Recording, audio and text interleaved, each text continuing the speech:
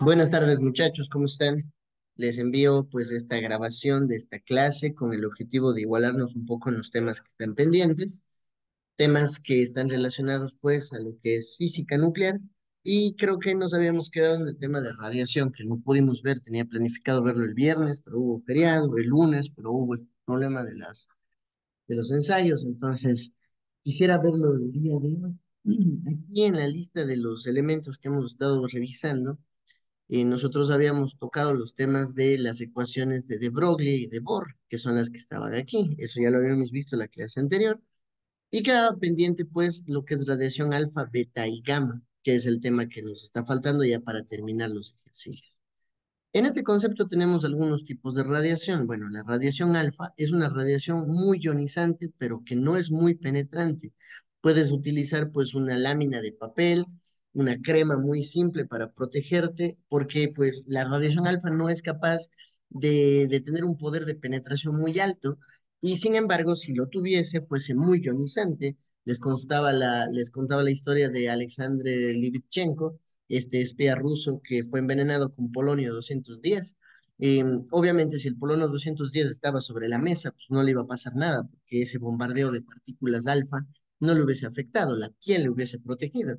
Pero él fue envenenado en un té, ingirió este té y ahí estaba el polonio 210. Y con el polonio 210 dentro de su cuerpo, ya no hubo una piel que proteja sus órganos internos. Entonces, la radiación alfa terminó por acabar con su vida en 3 días. Ese fruto del efecto que tiene la radiación alfa y la importancia de la radiación alfa en la física. Ahora, ¿qué es esto de la radiación alfa? Bueno, este es un compuesto químico común y corriente, el cual tiene como nombre X, y los valores A y Z que están escritos aquí los especifica en la diapositiva de más atrás.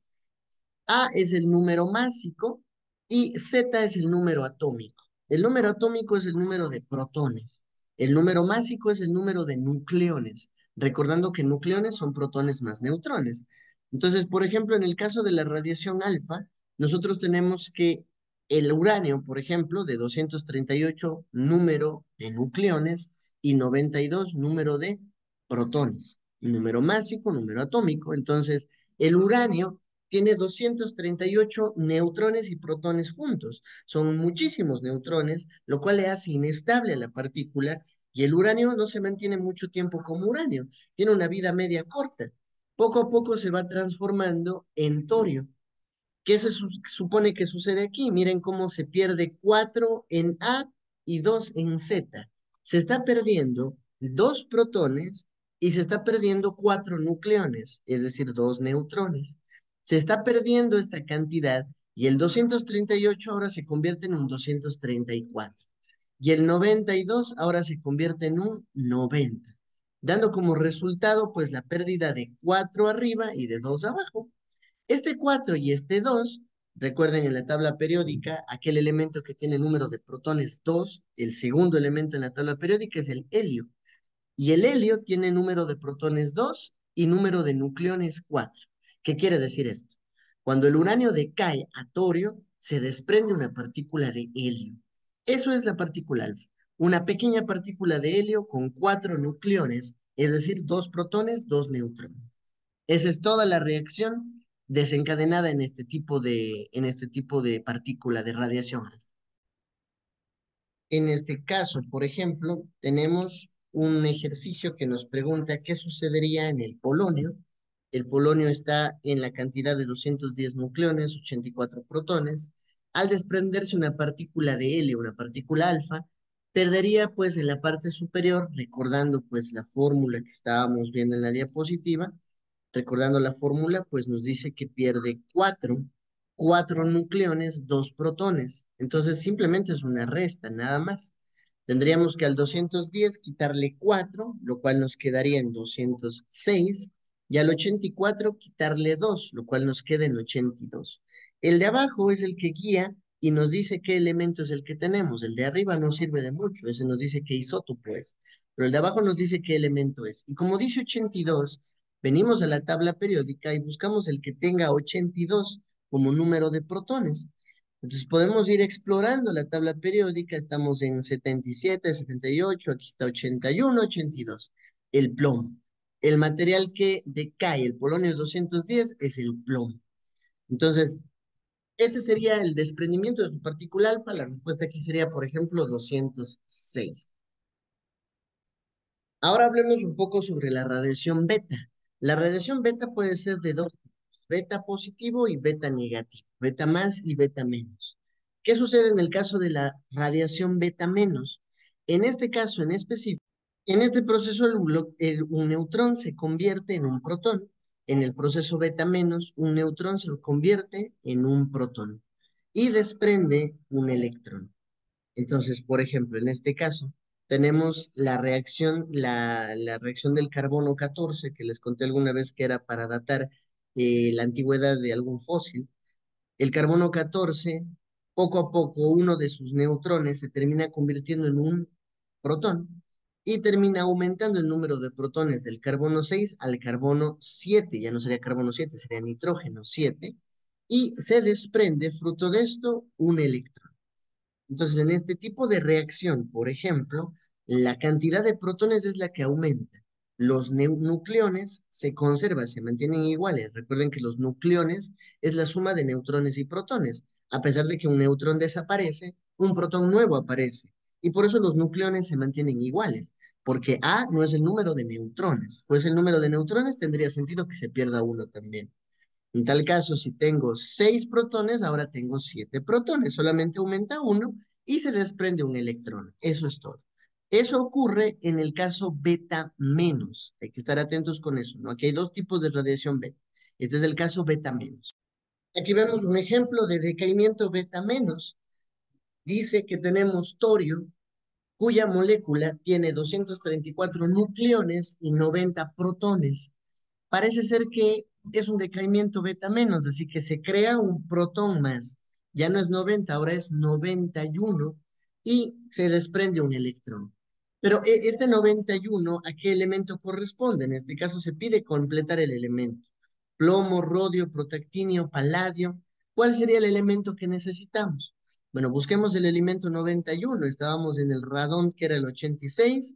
Aquí normalmente se salta directamente de numeraje porque pues pasamos a elementos mucho más pesados y muchos de ellos no sintetizados, no son naturales, más bien dicho, son sintetizados por el hombre y no tienen mucho tiempo de duración, tienen una vida media muy baja, son muy radioactivos.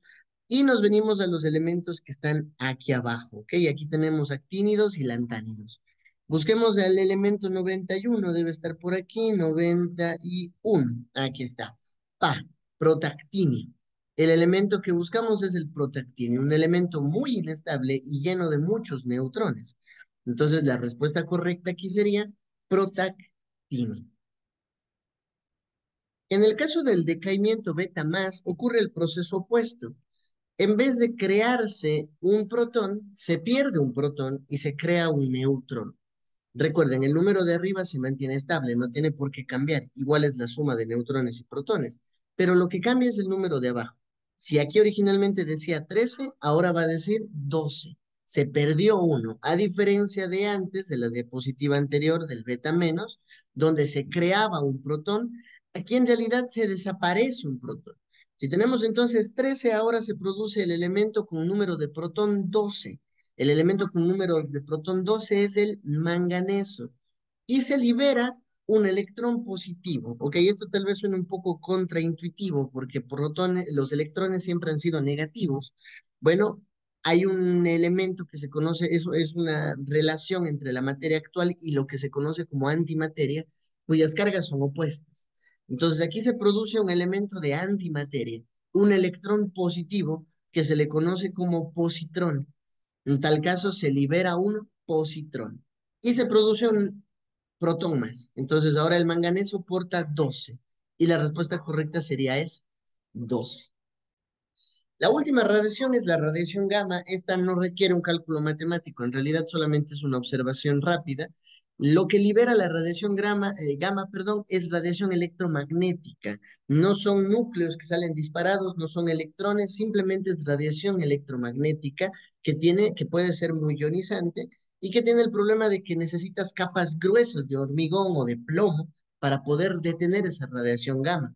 Así que si hay un día muy soleado en el exterior, por más de que estemos cubiertos bajo el techo de la casa, posiblemente estemos sufriendo el ataque de la radiación gamma.